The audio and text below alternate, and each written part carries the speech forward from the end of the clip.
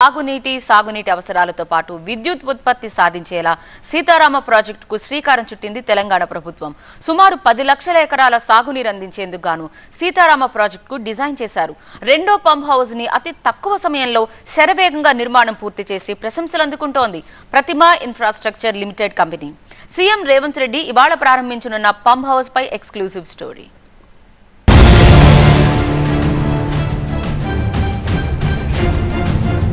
ఖమ్మం జిల్లా వరప్రదాయిని దశాబ్దాల రైతుల కళ సీతారామ ప్రాజెక్ట్.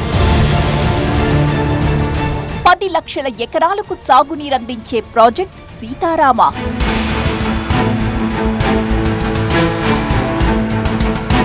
ఖమ్మం జిల్లాకు వరప్రదాయినిగా భావిస్తున్న సీతారామ ప్రాజెక్ట్ ఫలాలు అందించేందుకు సిద్ధమైంది.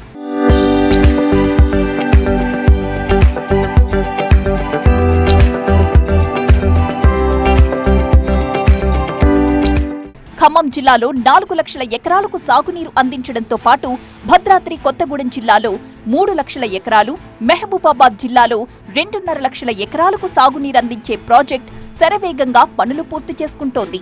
ప్రజల చిరకాల స్వప్నం నెరవేర్చే రోజు రానే వస్తోంది. కృష్ణమ్మ పరవళ్లు తొక్కే నేలకు గోదారి తల్లి కూడా జతకానుంది. సాగర్ కెనాల్ చివరి ఆయకట్టులో సిరుల పంట పండించబోతోంది సీతారామ ఎత్తిపోతల పథకం. ఇందులో అత్యంత కీలకమైనది సెకండ్ పంప్ హౌస్. ములకలపల్లి మండలం పూసగూడెం దగ్గర చేపట్టిన రెండో పంప్ హౌస్ పనులు దక్కించుకున్న ప్రతిమా ఇన్ఫ్రా సంస్థ అతి తక్కువ సమయంలో పనులు చేపట్టి జల సిరుల్ని ఎత్తిపోయడానికి సిద్ధం చేసింది.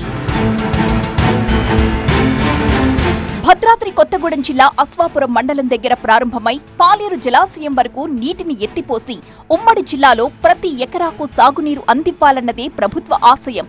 అశ్వాపురం మండలంలో మొదటి పంప్ హౌస్ నుంచి 32 కిలోమీటర్ల దూరం వరకు కాలువ ద్వారా నీటిని తరలిస్తారు. భద్రాద్రి జిల్లా ములకలపల్లి మండలం పూసుగూడెం దగ్గర ఉన్న రెండో పంప్ హౌస్ నుంచి 62.20 మీటర్ల స్థాయి నుంచి ఎత్తుకు ఎత్తిపోస్తారు. ఈ పంప్ హౌస్ ఎన్నో ప్రత్యేకతల్ని కలిగి ఉంది. ప్యాకేజీ 5లో భాగంగా ప్రతిమా సంస్థ చేపట్టిన ఈ ప్రాజెక్టులో ఎన్నో ప్రత్యేకతలున్నాయి. సుమారు 7,900 కోట్లతో చేపట్టిన ఈ లిఫ్ట్ స్కీమ్ ద్వారా లక్షల ఎకరాలకు సాగునీటిని అందించబోతున్నారు.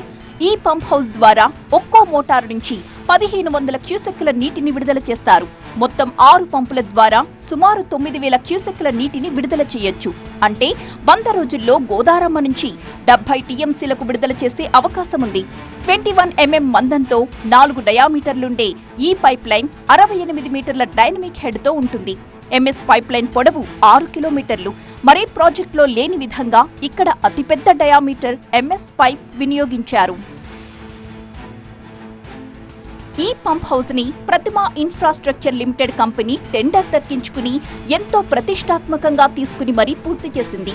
తక్కువ సమయంలో శరవేగంగా పంప్ హౌస్ పనులు పూర్తి చేయడం విశేషం. పనులు జరిగిన తీరుపై సాగునీటి రంగ అధికారులు సైతం ప్రశంసలు కురిపిస్తున్నారు. టెండర్ దక్కిన వెంటనే 2017లో సెకండ్ పంప్ హౌస్ పనులు ప్రారంభించి 2021లో లక్ష్యానికి అనుగుణంగా పూర్తి చేశారు. ఈ పంప్ హౌస్ ఈ మొత్తం ప్రాజెక్టుకే కీలకం. ఇన్ఫ్రా రంగంలో తనకున్న అపార అనుభవంతో ఈ ప్రాజెక్ట్ ని ఎంతో వేగంగా పూర్తి చేసి దేశంలోనే టాప్ 10 కంపెనీస్లో ఒక్కటిగా నిలిచింది ప్రతిమా గ్రూప్. రాష్ట్ర ప్రభుత్వానికి ఈ ప్రాజెక్ట్ ఎంత ప్రతిష్టాత్మకమో, ప్రజలకు ఎంత ఉపయోగకరమో గుర్తించిన ప్రతిమా సంస్థ ఎక్కడా రాజీ పడకుండా పనులు చేపట్టి అందరి మన్ననలు అందుకుంది. నిర్మాణ సమయంలో ఎలాంటి సవాళ్లొచ్చినా సరే వాటన్నింటినీ అధిగమించి ఎలాంటి ఎర్రర్స్ లేకుండా నిర్మాణం సాఫీగా చేపట్టింది.